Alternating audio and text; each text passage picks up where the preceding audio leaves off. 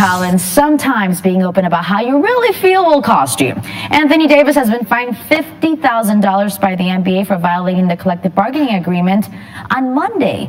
Davis's agent told our insider, Agent Wojnarowski, that Davis wants to be traded to a team that allows him a chance to win consistently and compete for a championship.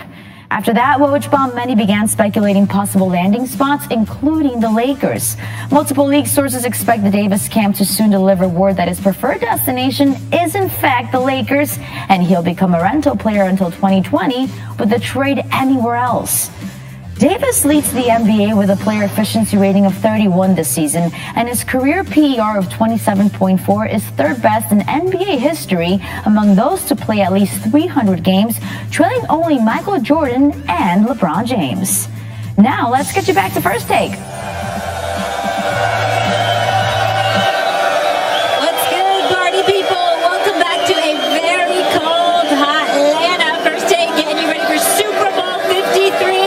Between that guy, Tom Brady, and the Rams. I got to say something quick about that graphic we just saw on the SportsCenter update. Yeah. Everyone understand LeBron James fans, real quick, it's off the subject. Yeah. Michael Jordan's career PER is higher than LeBron James. That includes his seasons with the Wizards when he was in decline. LeBron hasn't experienced that decline yet, meaning there is no way that LeBron will ever catch him in PER. He was qualitatively a little bit better. Yeah, even when including the Wizards. We'll get this out of the shot here. Sorry, people. All right, so Stephen A., you heard the deal. AD hit with the $50,000 fine. His camp's expected to announce that he wants to be a Laker. Is this situation good or bad for the NBA? It's not good. It's not good. You could label it bad. I wouldn't go that extreme, but it's certainly not good. And the reason why it's not good is because when the NBA had the latest collective bargaining agreement and the one that they had in 2011, their objective was to limit movement on the part of players, meaning players under contract having the ability to force their way out of a situation before their contract expired. Let me break some stuff down, Max and Molly, because and to the audience here, because I want everybody to understand this is a little complicated, but work with me here. When LeBron James decided to leave Cleveland to go to South Beach the first time, the issue wasn't with him electing to leave as a free agent.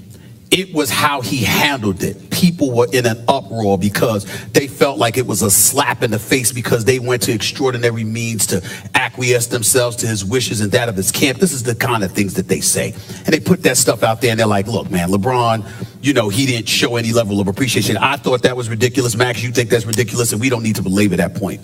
But the reason why it's important is because from that moment forward, the NBA, a lot of the NBA owners, particularly the ones in the small market, had their antennas raised. So they monitor and they watch out for everything. And although they didn't necessarily have but so much to do with CP3 being denied the opportunity to go to the Lakers when that trade initially had transpired, it doesn't negate the fact that Dan Gilbert, a small market owner in Cleveland, had written a letter to the commissioner thereafter, just basically going off about the state of affairs that existed that they believe was instigated by LeBron.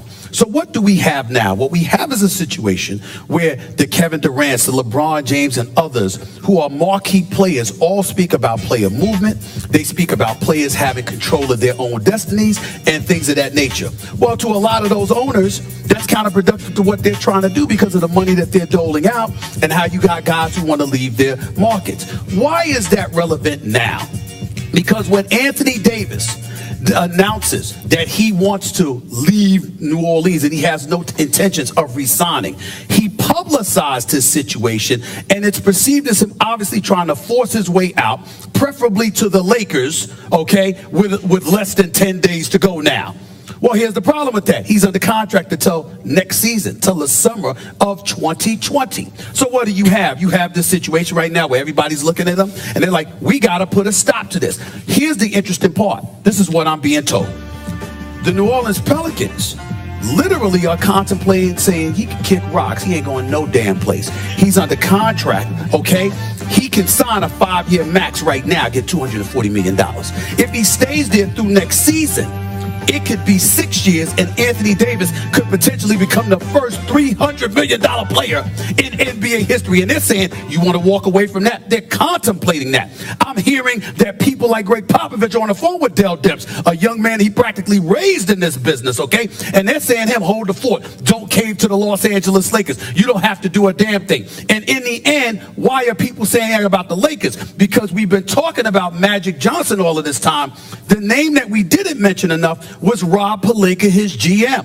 Why is Rob Pelinka relevant? Because Rob Pelinka is the general manager of the Lakers working under Magic Johnson, Kobe's right-hand man, who was an agent prior to being an executive. Fair or unfair, has his share of enemies, in terms of other agents who are not inclined to send their clients to LA. Rich Paul might be willing to do that with Anthony Davis, but a whole bunch of agents out there ain't willing to do that with their clients. So whether it's KD, Kawhi, Kyrie, Clay, or whoever, we are at a point right now where it is entirely possible, if Magic Johnson doesn't pull this off, and I don't see how he's going to do it, the Lakers might be the one team that ends up with nothing.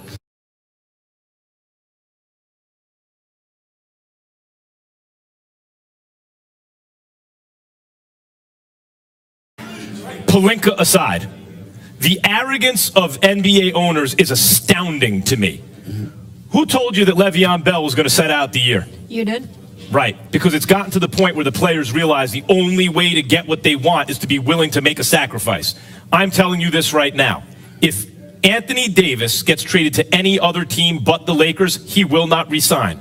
And part of that will be fueled by the anger that he's losing $80 million in that move. Let me explain what's going on here. In the NBA, you work your whole life. You're a genetic freak, first of all, and then you work your whole life to get to a place where it's literally almost not exaggeration to say everyone in the world who can play in the NBA does. Like, that's something almost everyone in the world with a shot to do it's trying to do it, but you get there. Not only that, you're one of the best who ever did it. You're a max contract player. If you're one of those guys, you cannot leave where you're drafted. You had no choice to work in the city to which you're drafted and for that team. None. It's complete luck. And then you have to stay there for 7 years or you lose a tremendous amount of money.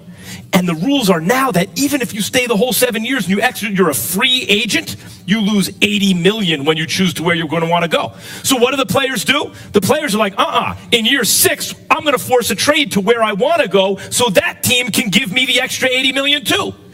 That's rational, right? And the owners can't take this. You know why? Because owners of other markets, and this goes for New Orleans too. People like New Orleans. It ain't LA. I believe Sigmund Freud wrote about this. LA envy. I believe a lot of owners out there have LA envy. You don't own the Lakers. The Buss family owns the Lakers. You don't. That's where someone wants to play. Tough. I guarantee you, gentlemen, Anthony Davis winds up a Laker come hell or high water. Really interesting points. There's so much more to get into this. I want your take on the whole subject. Yes. But right now, we need to head over to the pick board because we got a Super Bowl champion, someone who's played with both the Rams and the Patriots. Dolphins receiver Damian Ndola in the house. Danny, make your pick.